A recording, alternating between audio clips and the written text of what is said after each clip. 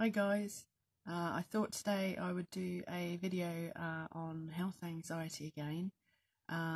This video isn't really a video that will help anyone. It's more a video to explain that although I consider myself recovered from health anxiety, I still do things because of my health anxiety, just so that you can get an understanding that recovering from health anxiety doesn't mean that you no longer experience things that could potentially trigger it, and it doesn't mean that you don't have things that you do as a protective measure to prevent panic attacks. It's worth remembering as well that for those of you who wish or are trying to recover from health anxiety, remember that people without health anxiety disorder naturally have concerns about their health at times as well. You know, everybody does. That's part of our human nature. So if you're going into health anxiety recovery with the hope that you will never have concerns about your health, that is quite unrealistic, because even people that don't suffer from the disorder have concerns at times.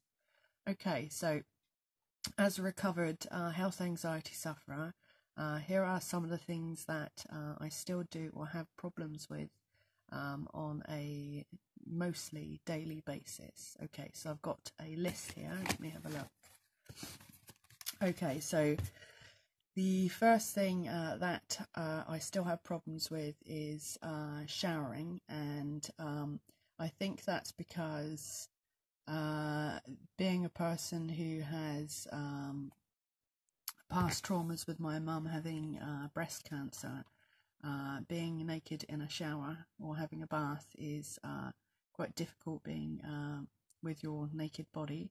The only way that I've found to stop my mind going into overdrive when I'm showering is to have music playing and singing along with the music, because if I were to have a shower without any music on, I would start reacting to my body, and it would turn into overthinking, and I tend to have a lot of introspective thoughts about the concept of death when I'm in the shower. I don't know why that is.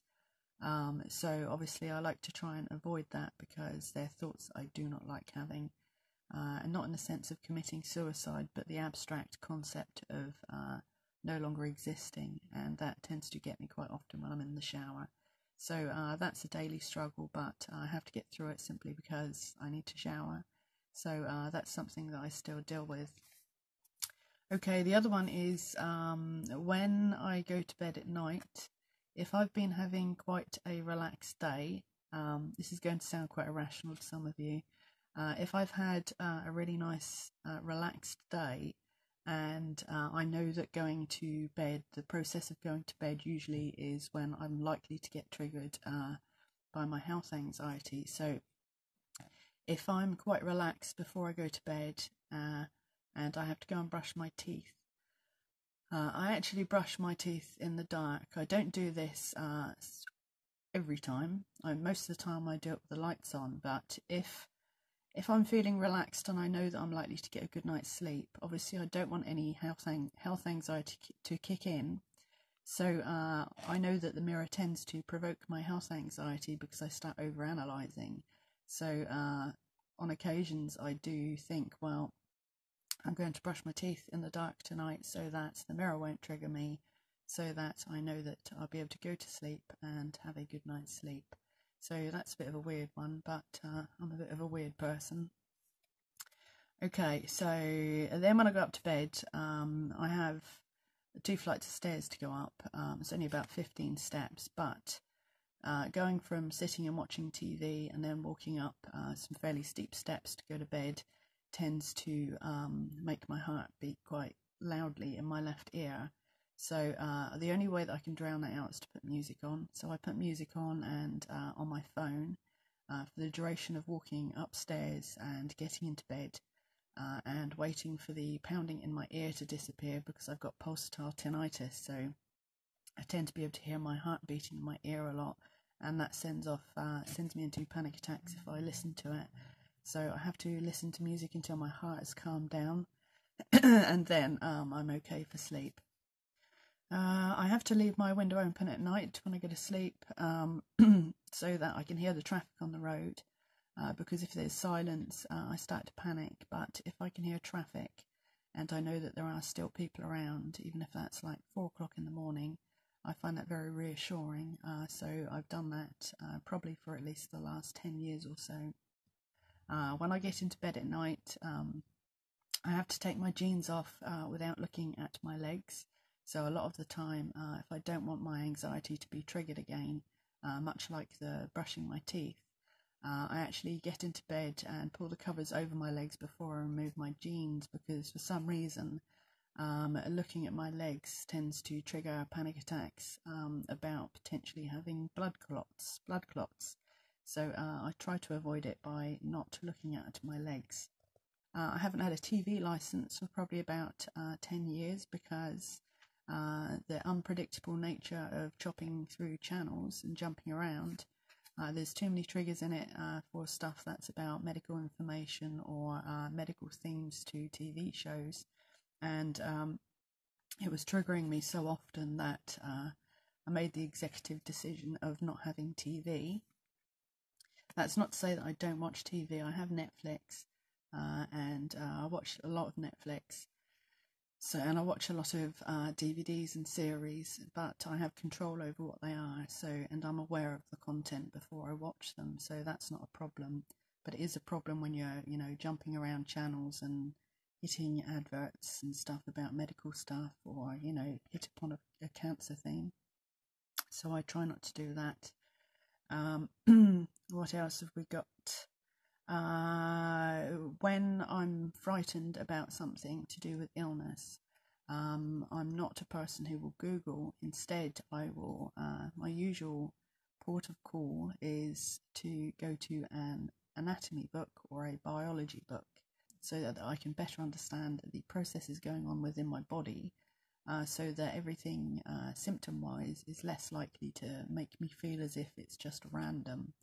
And I can actually connect it to logical causes as opposed to imagined ones. So I spend a lot of time reading biology and anatomy books. Anatomy books are probably the most helpful because biology books can still tell you stuff that's scary, but anatomy books is just essentially talking about your muscle structures and that sort of thing, so it's less frightening. So if I have a pain somewhere, I would much rather go to a book and look at it from the perspective of how the muscles are connected in order to solve the problem, as opposed to Googling, say, a pain in my leg or a pain in my arm. It's much easier to go to a diagram and actually see the affected muscle, and that calms me down quite a lot. Anything that I watch on TV, movie-wise, if it develops a cancer theme, I usually turn it off.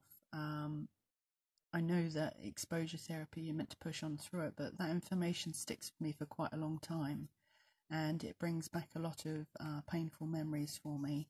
So I tend to turn anything off which has got a theme that I know is likely to trigger my anxiety. Let's see. I don't reminisce. I've never liked people reminiscing around me because I can't relate to the past, and so I'm not a person who reminisces anyway. I have a bit of a problem with everything that's happened before the present moment, simply because when I look backwards to my past, the good things become poignant, which make me sad, and then the bad things make me traumatized. So I find that the best way for me to operate is to avoid any form of reminiscence, and when other people reminisce who have shared the same history as me, like family members, I do find that extremely uncomfortable, and I try not to take part too much in that conversation and hope that it will move on to something else. Life's hard enough as it is with being a recovered health anxiety sufferer, that I don't really want to provoke it and open up a can of worms.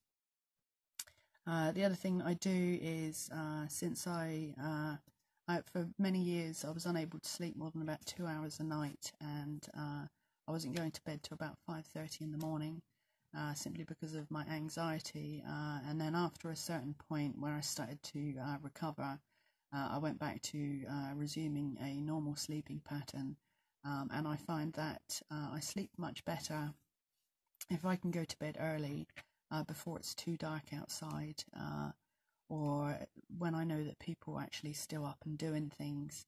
So I tend to go to bed every night at about 7:30. I know that makes me sound like an old lady, but I live on my own as well, so I have to be protective about the way that I do things. So I tend to go to bed every night at about 7:30 as a preventative measure, so that I'm less likely to have a panic attack. Let me say the last thing that I still do, and I do this on a daily basis.